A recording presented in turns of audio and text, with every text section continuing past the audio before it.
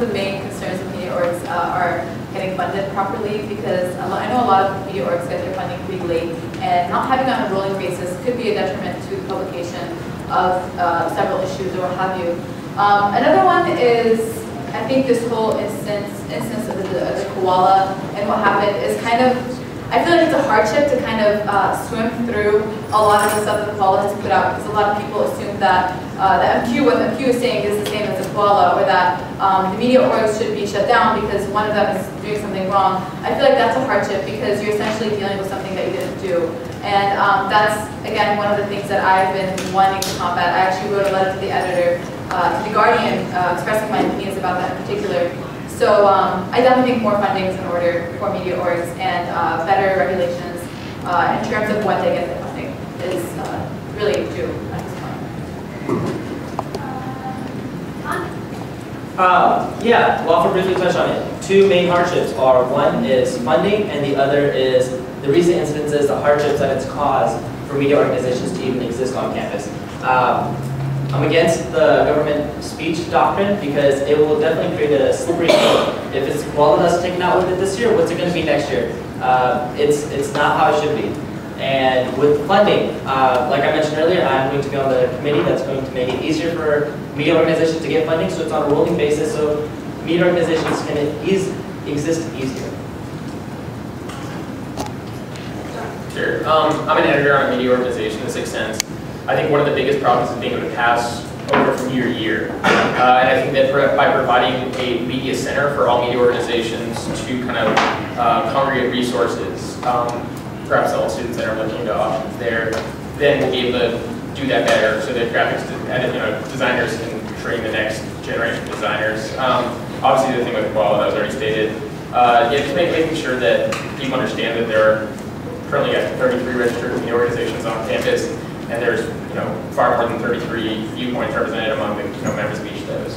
So yeah, making funding easier to get. I think the rolling model has some problems to it in that you need to know quite a bit in advance when you're going to print.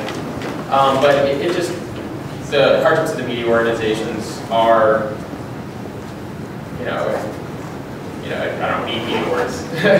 It's getting the print out, getting it out on time. That's something that AS can help with through providing an extra training and extra materials.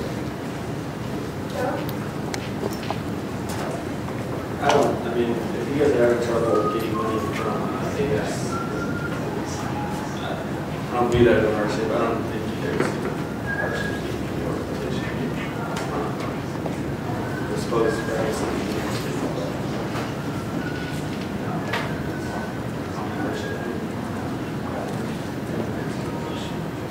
I'm sorry, I can't hear you. I don't have an answer for that question. Yeah, so I think one of the hardships that hasn't been mentioned is that there's, I think, a big lack of collaboration among the media organizations. You all do want to get your viewpoints out, and it's hard working with students who might be largely academic and might not care to pick up your magazine or your periodical or your newspaper, whatever it is. So it's combating that and making students interested. I mean, that's one of the hardest things to do, but as student leaders, that's something we have to take on. To make students, or to give students, all the options so that they can pick and choose what they want. I think one of the other hard things, other than the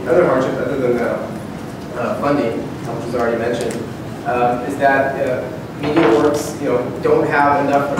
AS is just kind of a piggy bank for media orgs, and that's not how it's supposed to be. AS needs to provide more than just funding and writing checks for media orgs. We need to provide resources that you know how to publish on a year-to-year basis, and you know how to do the layout on a year-to-year basis. And like John was saying, it's hard to keep that turnover, or hard to keep the same institutional memory turnover.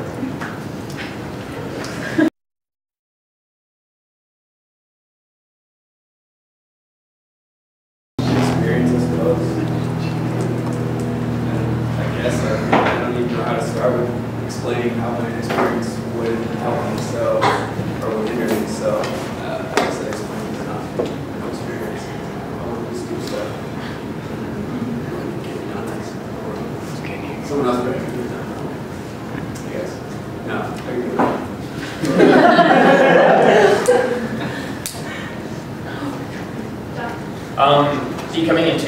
becoming too impassioned too rapid an issue, and I think that that's something I need to work on. It became very evident during the media funding stuff where, I was like storming across the room.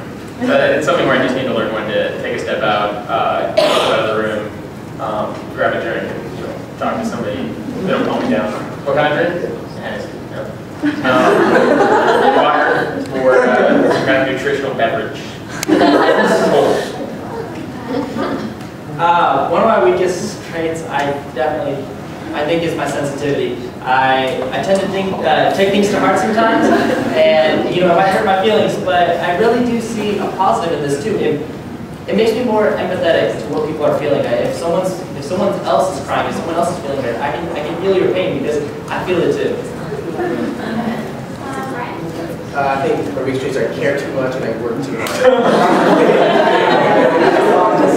That's from the office. No, I'm serious. My biggest trait, John tells me this all the time, is I'm not vocal enough. It's something honestly that I'm working on, and I wish I had been more vocal.